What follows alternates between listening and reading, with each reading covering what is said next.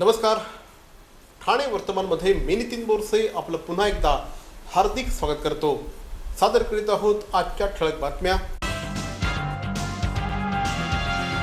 8 नोव्हेंबरला पंतप्रधान नरेंद्र मोदी यांनी नोटबंदी जाहीर केल्यानंतर तब्बल 50 दिवसांचा कालावधी नोटा एक्सचेंज करण्यासाठी देण्यात आला होता. मात्र अद्यापही जुन्या नोटांची घबाड मिळण्याचं सत्र सुरूच आहे. ठाणे शहरामध्ये देखील अशा पद्धतीने तब्बल 2 करोड रुपये ठाणे पोलिसांनी हस्तगत केले आहेत. ठाणे शहरातील डॉक्टर काशीनाथ घाणेकर नाट्यगृहाजवळ मॅक्सी जॉन गोन्साल्विस या वसईच्या नागरिकाकडून पोलिसांनी तब्बल 1,25,00,000 रुपयांच्या जुन्या नोटा हस्तगत करण्यात आल्या आहेत. राजेंद्र उपाध्याय या इसमाला देखील या संदर्भामध्ये अटक करण्यात आली आहे. त्याचप्रमाणे रेतीबंदर परिसरामध्ये 3 तारखेला चेन स्नॅचिंग स्क्वॉडच्या डोईफोडे यांना एक इसम 96,90,000 रुपयांच्या जुन्या नोटा घेऊन येणार असल्याची माहिती मिळाली होती.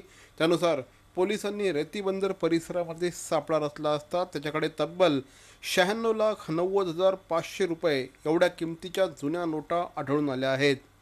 50% कमिशनवर या नोटा बदलून देणार या आमिषाने या नोटा बदलण्याची सगळी मोहीम राबवण्यात होती असं पोलिसांच्या वतीने सांगण्यात आलं आहे. या संदर्भात काही बँकांचे कर्मचारी किंवा सरकारी अधिकारी देखील या रॅकेटमध्ये सहभागी आहेत का, या संदर्भात आता पोलीस अधिक तपास करत आहेत. ठाणे महानगरपालिकेच्या उपमहापौरपदी श्री रमाकांत मढवी यांची निवड करण्यात आली आहे. रमाकांत मढवी हे दिवा परिसरामधून निवडून आले आहेत. दिवा परिसराचा गेल्या अनेक वर्षांपासून विकास अक्षरशः रखडला आहे असं म्हटल्यास वावगं ठरणार नाही. मात्र उपमहापौर पद देऊन एक प्रकारे शिवसेनेने त्यांच्यावर विश्वास दाखवला आहे. त्यामुळे आता दिवा परिसरातील नागरिकांचा विश्वास सार्थ करण्याचं काम आपल्याला करायचं आहे असं रमाकांत मढवी यांनी ठाणे वर्तमानशी बोलताना सांगितलं. दिव्यातील जनतेने शिवसेनेवर विश्वास दाखवून शिवसेनेच्या 8 नगरसेवक निवडून दिलेले आहेत. त्याच्या माध्यमातून दिवेकरांना मूलभूत नागरी सुविधा मिळाव्यात म्हणून शिवसेना पक्षप्रमुख उद्धवसाहेब ठाकरे आणि पालकमंत्री एकनाथ शिंदे साहेबांनी उपमहापौर पदाच्या माध्यमातून दिवेकरांची सेवा करण्यासाठी मला संधी मिळवून दिलेली. त्याच्या माध्यमातून प्राधान्याने लाईट, पाणी आणि रस्ते या कामांना प्राधान्य आम्ही देणार आहोत. आणि त्याचबरोबर दिव्यातील भीषण परिस्थिती असलेल्या डम्पिंगचा विषय लवकरात लवकर निकाली काढण्याचा मी प्रयत्न करणार आहोत. दिवेकरांसाठी स्वतंत्र अर्थसंकल्पात बजेटची तरतूद करून दिवेकरांसाठी स्वतंत्र प्रभाग समिती स्थापन करण्याचं जे वचन दिलेलं आहे शिवसेना, ते आम्ही लवकरच पूर्ण करू. गेल्या अनेक वर्षांपासून दिव्याचा हा संपूर्ण विकास रखडला आहे.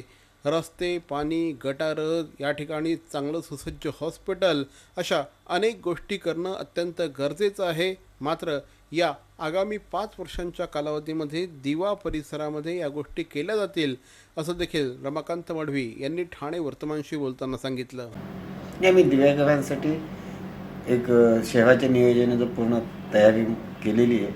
दिवेकरांसाठी आम्ही स्वतंत्र 50 खाटेचं हॉस्पिटल, स्वतंत्र प्रभाग कार्यालयाची इमारत, फायर स्टेशनची, अग्निशमन केंद्राची इमारत, दिवेकरांसाठी कायदा सुव्यवस्था राखण्यासाठी स्वतंत्र पोलीस स्टेशनची आम्ही मागणी केली आहे. आणि पोलीस स्टेशनला आम्ही 3.25 एकर जागा देखील देणार.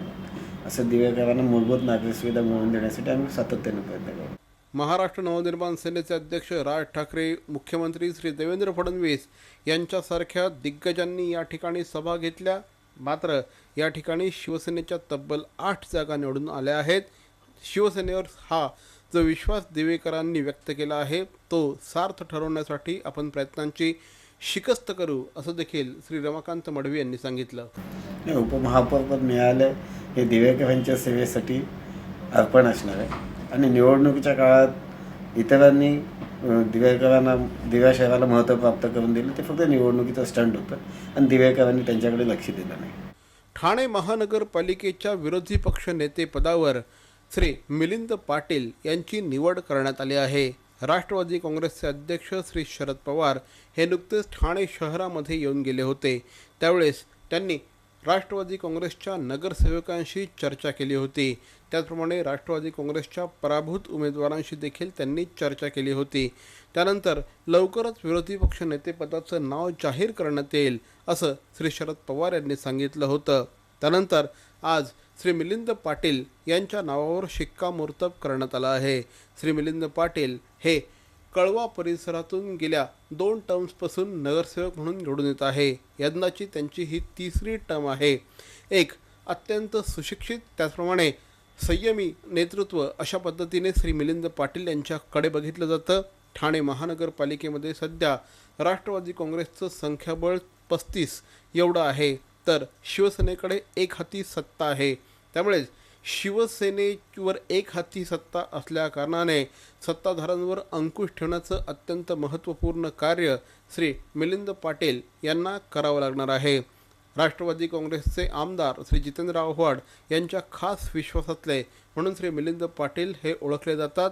एकंदरीतच मिलिंद पाटील यांच्या या निवडीचं राष्ट्रवादी काँग्रेसमध्ये देखील स्वागत करण्यात आलं आहे.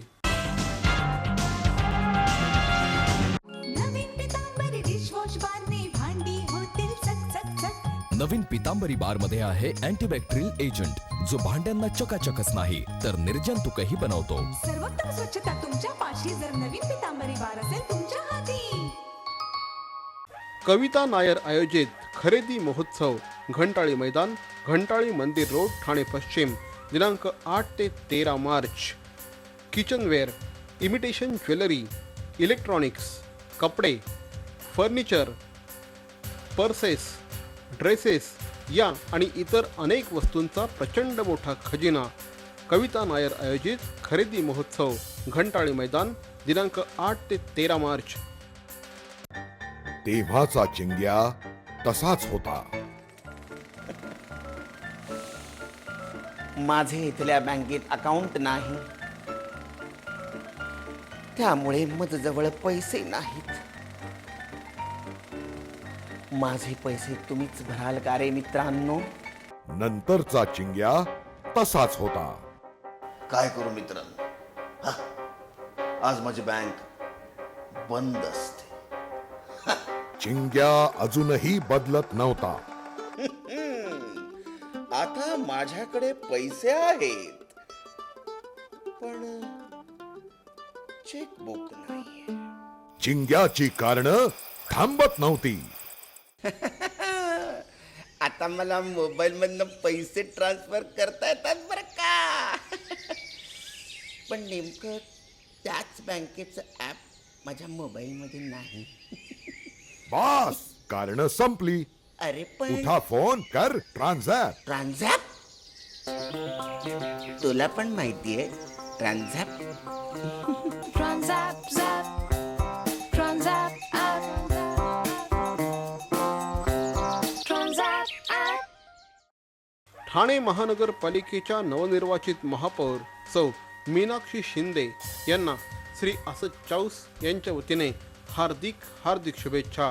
ठाणे शहराच्या महापौरपदी नियुक्ती झाल्याबद्दल पुनश्च एकदा सौ मीनाक्षी शिंदे यांचं श्री असद चाऊस यांच्या वतीने हार्दिक अभिनंदन. महाराष्ट्र नवनिर्माण सेनेचा आज 11वा वर्धापन दिन. तब्बल 11 वर्षांपूर्वी श्री राज ठाकरे यांनी महाराष्ट्र नवनिर्माण सेना हा नवीन पक्ष महाराष्ट्राला दिला. आजपासून मी महाराष्ट्राचा, महाराष्ट्र माझा अशा प्रकारची घोषणा त्यांनी शिवाजी पार्कवर केली. तब्बल 9 ते 10 लाख लोकांची सभा त्यावेळेस झाली होती आणि साहजिकच राज ठाकरे यांचं गारुड संपूर्ण महाराष्ट्रावर पसरलं. राज ठाकरे यांच्या उमेदवारांनी लाखांची मतं घेतली. पहिल्या फटक्यामध्ये 13 आमदार महाराष्ट्राच्या विधानसभेमध्ये राज ठाकरे यांनी गेले. मुंबई, ठाणे, पुणे, नाशिक आदी ठिकाणी राज ठाकरे यांच्या पक्षाने स्वतःचे झेंडे रोवले. पुणे महानगरपालिकेमध्ये मोठ्या संख्येने मनसेचे नगरसेवक निवडून आले. नाशिक महानगरपालिकेची सत्ता त्यांनी हस्तगत केली. मुंबई महानगरपालिकेमध्ये देखील त्यांची संख्या ही चांगली होती. ठाणे शहरामध्ये देखील महाराष्ट्र नवनिर्माण सेनेचे तब्बल 7 नगरसेवक निवडून आले होते. मात्र हे संपूर्ण इतिहास झाला. आज महाराष्ट्र नवनिर्माण सेनेची अवस्था अत्यंत बिकट आहे. एका अत्यंत बिकट अशा प्रकारच्या समयामधून महाराष्ट्र नवनिर्माण सेना जात आहे. महाराष्ट्र नवनिर्माण सेनेचे ठाणे महानगरपालिकेमध्ये एकही नगरसेवक निवडून आलेला नाही. अशा परिस्थितीमध्ये महाराष्ट्र नवनिर्माण सेनेचा हा 11वा वर्धापन दिवस येतो आहे. महानगरपालिकेच्या निवडणुका नुकताच संपलेल्या आहेत. एकाही ठिकाणी पक्षाने विजय मिळवलेला नाही. मात्र असं जरी असलं तरी अनेक ठिकाणी त्यांच्या उमेदवारांनी खूप चांगली मतं घेतलेली आहे. शिवसेनेला सत्तेची चव चाखण्यासाठी अनेक वर्ष वाट बघावी लागली होती. स्वतः राज ठाकरे हे 84 सालचं अटल बिहारी वाजपेयी यांचं उदाहरण त्यांच्या भाषणांमधून देत असतात. एकंदरीतच पुन्हा एकदा राखेतून फिनिक्स पक्षाप्रमाणे उभारी घेण्याची वेळ आता आली आहे. सर्वसामान्य नागरिकांच्या प्रश्नांना थेट भेदण्याची आता गरज निर्माण झाली आहे. महानगरपालिकेमध्ये जरी त्यांचं अस्तित्व नसलं तरी महाराष्ट्र नवनिर्माण सेना रस्त्यावर नेहमीच प्रबळ राहिलेली आहे. रस्त्यावरच्या लढाया लढणं आता महत्त्वपूर्ण ठरणार आहे. सर्वसामान्य नागरिकांना दररोज अनेक प्रश्न भेडसावत असतात. या प्रश्नांना भिडण्याची गरज आहे. नागरिकांचा विरोधी पक्ष म्हणून भूमिका जर महाराष्ट्र नवनिर्माण सेनेने घेतली तर पुढच्या निवडणुकांमध्ये निश्चितपणे महाराष्ट्र नवनिर्माण सेनेला एक ताकद मिळू शकेल. मात्र सध्या तरी महाराष्ट्र नवनिर्माण सेनेच्या प्रत्येक कार्यकर्त्याने मेहनत करण्याची गरज आहे, हे मात्र नक्की. सक्षम फाउंडेशन आणि साई निवास मॅटर्निटी हॉस्पिटलच्या वतीने आणि डॉक्टर प्रिया गणेश कुमार यांच्या पुढाकाराने काल जागतिक महिला दिनानिमित्त महिलांसाठी आरोग्य शिबिराचं आयोजन करण्यात आलं होतं. या शिबिरामध्ये थायरॉईड, मधुमेह, bone density, haemoglobin, breast examination, गर्भाशयाच्या मुखाच्या कर्करोगाचे परीक्षण आदी उपक्रमांचं आयोजन करण्यात आलं होतं. यावेळेस डॉक्टर प्रिया गणेश कुमार, डॉक्टर आलोक मोती, डॉक्टर अल्पा मोदी यांनी उपस्थितांना मार्गदर्शन केलं. श्रीकांत नेगडे हे समायोजक म्हणून यावेळेस कार्यरत होते.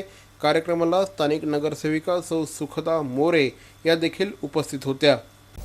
सक्षम फाउंडेशनद्वारा आणि साईनिवास हॉस्पिटलच्या तर्फे आम्ही एक कॅम्प साजरा केलेली आहे. त्या कॅम्पमध्ये स्तनाचा कर्करोग, गर्भाशयाचा मुखाचा कर्करोगची तपासणी होती आहे, फ्री तपासणी होती आहे. त्याच्याबरोबर हाडाचं बळ म्हणजे ते बोन मिनरल डेन्सिटी हे तपास, रक्त तपास जिथे आपण शुगरचा तपास करतोय, हिमोग्लोबिन अनिमिया आहे का आणि थायरॉईडमध्ये काही प्रॉब्लेम आहे का, ह्या सगळ्या तपासणी आपण फ्रीमध्ये इथे करून देतो आहे. जागतिक महिला दिन हा एकच दिवस महिलांसाठी नसून वर्षाचे 365 दिवस हे महिलांचे आहेत. स्त्रिया नेहमी दुसऱ्यांचा विचार करत असतात, मात्र स्वतःचा विचार करत नाही. दुसऱ्याचा विचार करतानाच स्त्रियांनी स्वतःसाठी जगण्याचा प्रयत्न करावा असं सांगत ठाण्याच्या नवनिर्वाचित महापौर मीनाक्षी शिंदे यांनी सर्व महिलांना जागतिक महिला दिनाच्या शुभेच्छा दिल्या. ठाणे शहराच्या महापौरपदी ठाणेकरांनी आपल्याला निवडून दिलं असून आपल्या कारकिर्दीत फक्त घोषणा न करता कृती करण्यावर भर देणार असल्याचं देखील मीनाक्षी शिंदे यांनी यावेळी सांगितलं. ठाणे महानगरपालिका आणि उक्ती फाउंडेशन यांच्या संयुक्त विद्यमाने गडकरी रंगायतन येथे जागतिक महिला दिनाचं आयोजन करण्यात आलं होतं. यावेळेस महापौर सौ मीनाक्षी शिंदे यांच्यासह सिद्धी जयस्वाल, कांचन चव्हाण, अतिरिक्त आयुक्त सुनील चव्हाण, सिने अभिनेत्री सुप्रिया पाठारे यांच्यासह अनेक मान्यवर उपस्थित होते. यावेळेस विविध क्षेत्रामध्ये कार्यरत असलेल्या आणि आपलं कर्तृत्व सिद्ध केलेल्या 107 वर्षांच्या ज्येष्ठ महिला श्रीमती विठाबाई पाटील, वाघाच्या तावडीतून बहिणीची सुटका करणाऱ्या हाली बरफ, स्वयंसिद्ध असलेल्या ठाण्यातील पहिल्या महिला रिक्षाचालक सौ अनामिका भालेराव, कुकिंग आणि बेकिंग क्षेत्रामध्ये पाय रोवणाऱ्या गीता नाईक, महिला बचत गट चालवणाऱ्या अलका देवडे, दैनिक पुढारीच्या महिला छायाचित्रकार सौ अनिशा शिंदे, ब्युटी पार्लरचा व्यवसाय चालवणाऱ्या फातिमा अन्सारी या महिलांना महापौरांच्या हस्ते सन्मानित करण्यात आलं. बॅरॉन मेन्स स्टुडिओचा लगसराई धमाका 50% महासेल. किती? 50% महासेल. हो, कुठल्याही कपड्यांवर चक्क 50% ऑफ. बॅरॉन मेन्स स्टुडिओ ठाणेकरांच्या सेवेत पुन्हा एकदा नव्या रूपात, नव्या रंगात. अधिक व्हरायटी आणि तत्पर सेवेसह बॅरॉन मेन्स स्टुडिओ.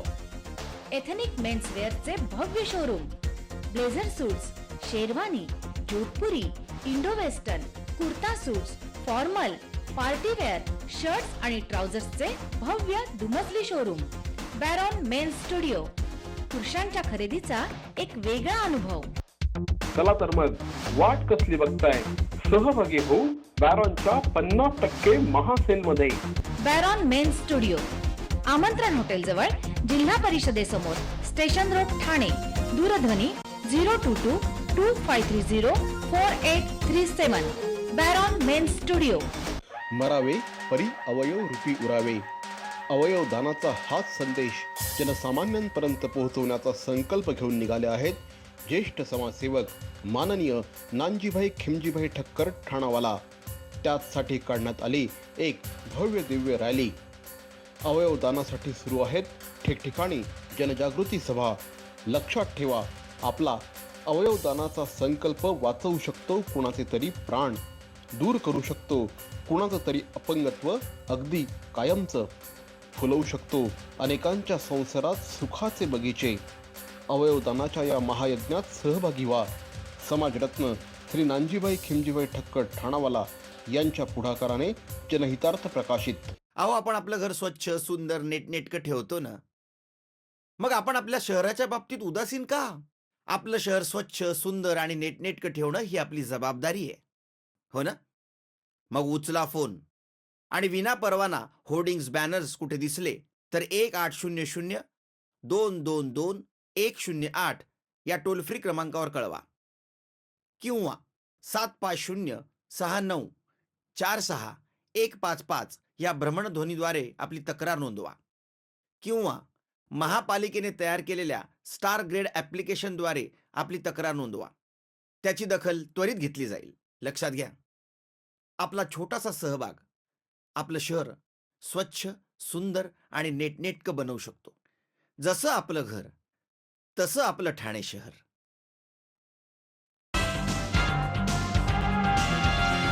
मध्य प्रदेशातून 4 देशी पिस्तूलं घेऊन मुंबई आणि ठाणे शहरामध्ये तब्बल 50,000 ते 1,00,000 रुपयांना विक्री करणाऱ्या मुकेश चव्हाण या इसमाला ठाण्याच्या क्राईम ब्रांचने अटक केली आहे. त्याच्याकडून 4 देशी पिस्तूलं, 30 काडतुसं आणि 8 मॅगझिन्स पोलिसांनी हस्तगत केली आहेत. अवघ्या 20 वर्षाचा हा आरोपी असून तो शेतकरी म्हणून मध्य प्रदेशमध्ये कार्यरत होता.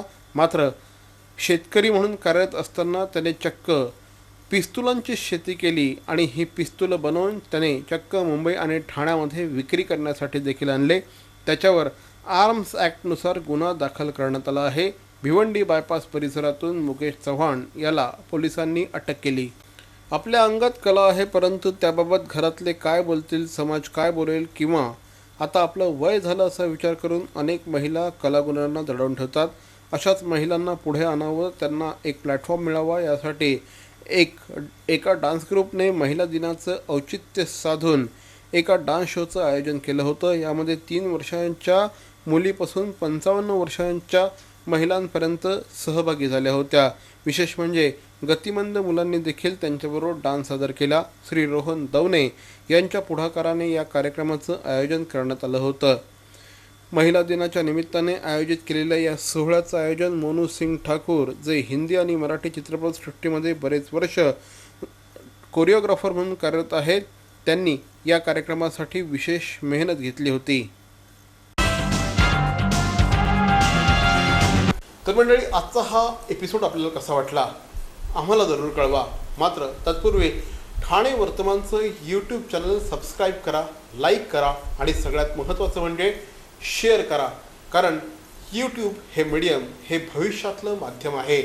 ठाणेकर नागरिक, मग तो ठाणे शहरामध्ये असला, मुंबईमध्ये असला, नाशिकमध्ये असला, अगदी परदेशात कुठेही जरी असला तरीही ठाणे वर्तमानचं हे यूट्यूब चॅनल तो बघू शकतो. त्यामुळे अगदी परदेशातले देखील अनेक ठाणेकर हे आज आमच्याशी कनेक्ट झाले आहेत. त्यामुळेच ठाणे वर्तमानचं हे यूट्यूब चॅनल आपण बघत राहा, सबस्क्राईब करा, शेअर करा, लाईक करा. तोपर्यंत धन्यवाद. जय हिंद, जय महाराष्ट्र.